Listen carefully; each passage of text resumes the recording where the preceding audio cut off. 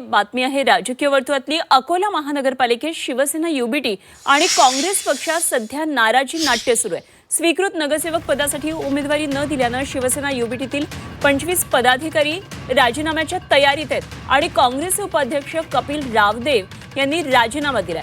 कपिल यांना स्वीकृत नगरसेवक पद देण्याचं आश्वासन दिलेलं होतं, मात्र ऐनवेळी काँग्रेसकडून उमेदवारी दुसऱ्याला दिली आणि ते नाराज असल्याची माहिती कळते।